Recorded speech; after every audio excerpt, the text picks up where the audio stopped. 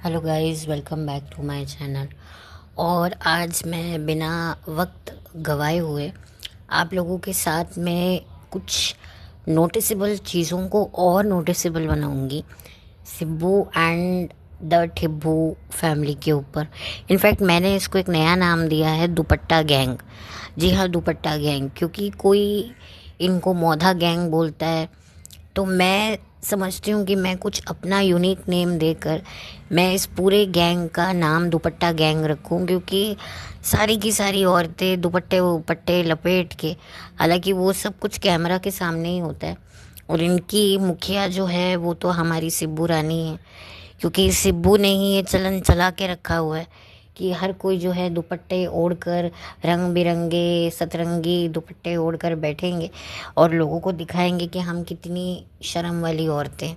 और कितनी शर्म है कितनी शर्म नहीं है वो मैं आपको आने वाले इस वीडियो में बताऊंगी। आप मेरा साथ जो है ना छोड़ें, इस वीडियो का साथ ना छोड़ें एक्चुअली। तो आप लोगों ने देखा होगा पिछले कई दिनों से एक शतरंज की बाजी चल रही है। आप लोगों को ने अगर गौर किया होगा तो कुछ समय तक जनाब और मैडम के लिए भर भर के जो है सपोर्ट आ रहा था। कई पॉडकास्टर ने भी इनके सपोर्ट में जो है वीडियोस बनाए थे। उसका मैं आपको एक छोटा सा एग्जांपल दे देती हूँ, ज़्यादा दूर नहीं जाऊँगी। कि अभी जो ईद पे जो एक एक प्रक्रिया हुई थी बकरे से रिलेटेड, तो जनाब ने आकर बड़ी सोफिस्टिकेट पना दिखाया कि देखो, मैं तो ऐसी चीज़ें बहुत सोच समझ कर करता हूँ, मैं ऐसी जगहों पर नहीं करता हूँ जिससे बहुत सारे लोगों को कोई प्रॉब्लम हो, मैं जहाँ रहता हूँ मैं वहाँ सबका ख्याल रखता हूँ।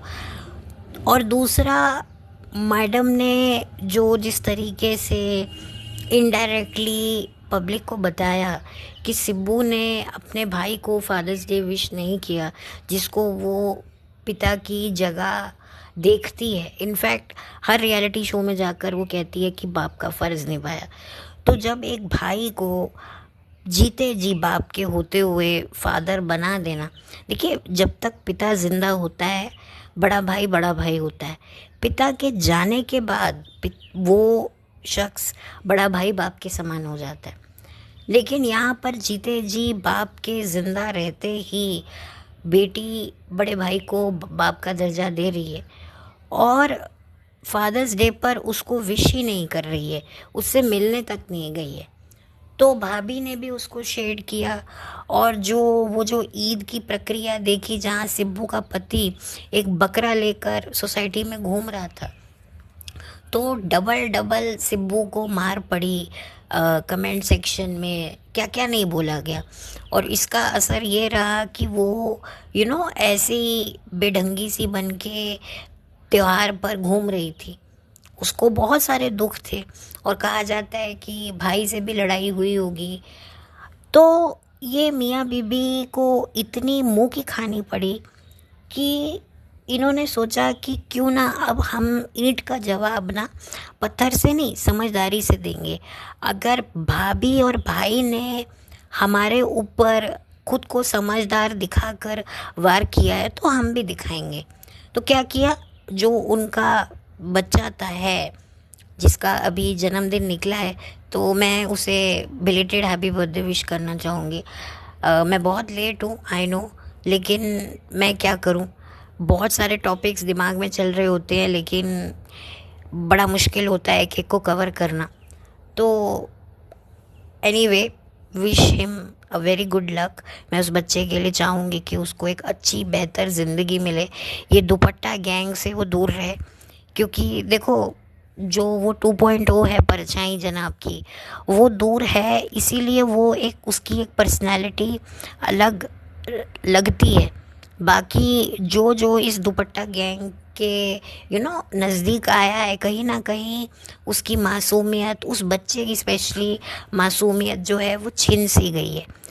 तो कहीं ना कहीं इस बात तो है कि इस दुपट्टा गैंग से भाभी यानी मैडम भाभी दूर रखती है अपने बच्चे को, जो मुझे नहीं लगता कि वो कुछ गलत कर रही है। तो बैक टू द पॉइंट, कि जो सिब्बू है उसने क्या चाल चली। उसने जो है एक एक धार्मिक जगह पर बच्चे के नाम पर डोनेशन दिया और उसका जो है तमगा जो है वो बनवा कर दे दिया उसे। ऑब्वियसली उसने खिलौने वगैरह भी लिए होंगे, तो जो सबाब का काम उसने किया है, ठीक है। कई लोगों को ये लग रहा है कि भाई ये दिखावा नहीं करना चाहिए था, एक तख्ती नहीं बनवानी चाहिए थी, विच इज़ राइट। क्योंकि जो दान पुण्य होता है वो बहुत छुप कर किया जाता है, खुद को भी ना पता चले, ऐसे होता है। क्योंकि हम जब कुछ देते हैं ना तो हम अंदर ही अंदर जो है गर्व रस लेते रहते हैं कि देखो हमने दिया है। भले ही हम अपने आप को कहें नहीं भाई भगवान ने और अल्लाह ने हमें दिया है इसीलिए हम दे सकते हैं, नहीं नहीं सब कुछ अल्लाह का है, भगवान का है, बट कहीं ना कहीं हम मन ही मन में जो गर्व रस है वो चखते रहते हैं। इसीलिए कहते हैं ना कि एक हाथ से दान करो दूसरे को भी पता ना चले। तो कहीं ना कहीं मुझे लगता है इसका मतलब यही होता है कि खुद को भी ना पता चले कि आपने क्या दान दिया है। लेकिन यहाँ पर तो पूरी तख्ती बनवा ली है सिब्बू ने। लेकिन इससे ये फ़ायदा हुआ है कि लोगों को थोड़ा सा ये गेस्चर अच्छा लगा है। प्लस क्योंकि जनाब बोल रहे थे कि भाई हम कोई ऑर्फनेज ढूंढ रहे थे पर हमें मिला नहीं, उन्होंने जो भी रीज़न दिए, और बहन ने जाकर एक प्रॉपर तरीके से उस जगह पर खाना, छतरियाँ, डोनेशन ये सब कर दिया। तो कहीं ना कहीं जनाब की मंशाओं को उन्होंने एक्सपोज कर दिया बहन और बहनोई ने। तो यहाँ पर बाजी अब वापस से उल्टी हो गई है। वापस से जो है लोग कह रहे हैं कि भाई बहन कितनी समझदार है, ये है वो है, और बच्चे के लिए इतना कुछ किया उसने, इतनी अच्छी बात सोची। तो आप समझते हैं शय और मात का गेम चल रहा है।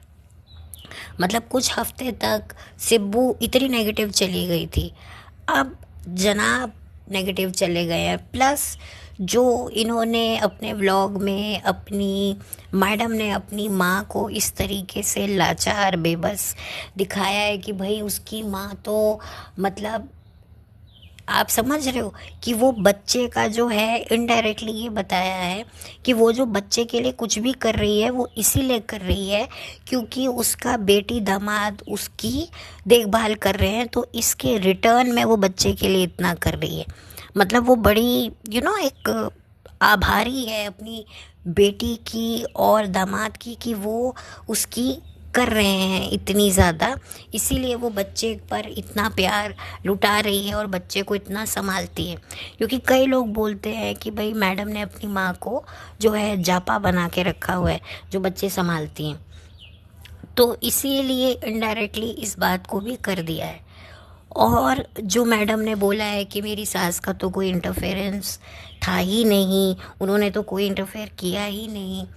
आप एक बात बताइए, आजकल कोई भी जो लड़कियां होती हैं ना वो नहीं चाहती हैं, वो बच्चों को अपने अकॉर्डिंगली ही पालना ज़्यादा बेहतर समझती हैं, भले ही उन्हें एक कौड़ी की अक्ल नहीं है।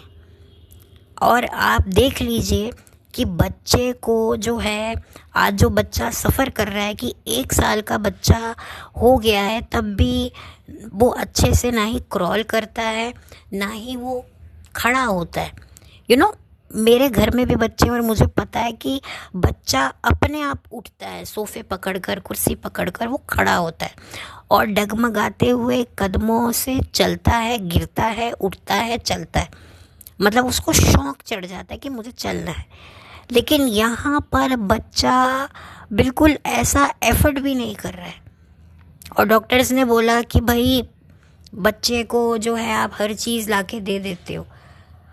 अब मैं समझ नहीं पाई हूँ कि बच्चे को, छोटे बच्चे को तो हर कोई हर चीज़ लाकर ही दे देता है। तो अब ये हो रहा है कि भाई बच्चे को इतनी पैम्परिंग मिलती है कि इसलिए वो चल ही नहीं पा रहा है। देखिए जिनके भी बच्चे हैं वो समझते हैं कि भाई ऐसा कितना पॉसिबल है और कितना पॉसिबल नहीं है। क्योंकि जो बच्चा होता है ना वो अपने आप चीज़ें करने लगता है। जैसे कि मैडम कहती है अरे इसने पलटी मारी, इसने ये किया, तो बच्चे के अंदर अपने आप वो चीज़ आती है। लेकिन आपको मैं बता दूं कि बच्चे पर कुछ ही समय से मैडम ने ध्यान देना शुरू किया है, क्योंकि बच्चा काफ़ी टाइम से निगलेक्ट हो रहा था। व्लॉग्स में भी अगर आप देखें तो बच्चे को बहुत निगलेक्ट किया, क्योंकि मैडम की जो स्टेट ऑफ माइंड रही है कुछ महीनों से वो अच्छी नहीं थी। आपको भले व्लॉग्स में मैडम के हाथ में बच्चा ज़रूर दिखता था, मैडम बच्चे को लेकर कमर मटका जाके डांस रियलिटी शो में भी जाती थी, लेकिन आप देख रहे हैं ना मैडम का कंसंट्रेशन ही बच्चे पर नहीं था। बच्चे के साथ बहुत नाइंसाफ़ी हुई है इन 1 सालों में। तो यही वजह है कि बच्चे की ग्रोथ में, देखो बच्चे को बहुत सारा अटेंशन चाहिए होता है माँ का, बाप का भी नहीं चाहिए होता, किसी का नहीं चाहिए होता, माँ का चाहिए होता है। और माएँ बच्चों पर जितना बच्चा एक्टिव होगा उसका सारा श्रेय माँ को मिलेगा, क्योंकि वो माँ के साथ ही चिपका रहता है। तो यहाँ पर बिल्कुल भी जो है माएँ जो मेहनत करती हैं, कई बार ऐसा भी मैंने देखा है कि बच्चे थोड़े से स्लो लर्नर होते हैं, शुरू में वो ऐसे ही बैठे रहते हैं। तो जब माँ ये बात देखती है ना तो वो इतना ज़्यादा बच्चे पर मेहनत करती है कि बच्चे की काया ही कल्प हो जाती है। तो अब मैडम जो है मेहनत करने पे निकली हैं, क्योंकि मैडम को अब समझ में आ गया है कि मैंने बहुत सारा जो वक्त है वो बर्बाद कर दिया है इन लोगों के ऊपर, इस दुपट्टा गैंग के ऊपर। तो इसीलिए अब उसको समझ में आ गया कि, क्योंकि देखो अंदर की बात क्या है वो तो कोई नहीं जानता ना। ये जो भी चीज़ें इन्होंने दिखाई हैं, शूट करते हैं ये लोग, ये हमारे तक तो एडिट होकर ही आता है। तो एक्चुअल में रियलिटी क्या है, वो लोग पब्लिक का मुंह बंद करने के लिए भाई डॉक्टर के पास बैठकर, देखिए कौन डॉक्टर इस तरीके से अपना व्लॉग बनवाता है, मुझे तो ये बात समझ में भी नहीं आती है। मुझे तो बिल्कुल भी बात समझ नहीं आती कि डॉक्टर्स अपनी मार्केटिंग कर रहे हैं। मुझे ये बड़ा अजीब लगा देखकर। देखिए मेरा अपना व्यू पॉइंट है, तो इस तरीके से तो मतलब आप अपने सेलिब्रिटी और व्लॉगिंग स्टेटस का फ़ायदा उठा रहे हो। आप कहीं ना कहीं एक नॉर्मल पेरेंट्स भी होते हैं, बच्चे की डिटेल्स पब्लिक में देना मुझे नहीं ये सही लगा। आप दिखाना कि डॉक्टर को फ्लावर दिया, ये दिया, ये कंटेंट बनाना होता है। ठीक है, डॉक्टर का काम है ये उनका जो है ये उनकी जिम्मेदारी है, ठीक है। तो इस चीज़ को आप अलग ढंग से नहीं दिखा सकते। मैंने देखा है लोग क्रियाक्रम के लिए जाते हैं, संशोधन दीदी जो थी वो अपने पेट का क्रियाक्रम कराने के लिए एक धार्मिक स्थान पर गई। वहाँ पर पंडित जी जो हैं जिन्होंने सारी पूजा वगैरह कराई, उनको कैमरे में आगे बिठाकर वो पंडित जी कह रहे हैं अरे मैं इनका फ़ैन हूँ, मैं इनके व्लॉग्स देखता हूँ, और वो खुश हो रही थी। तो ये सब मुझे लगता है कि ये सब क्या है, मतलब ये तो मार्केटिंग है ना, ये कोई वो तो है नहीं।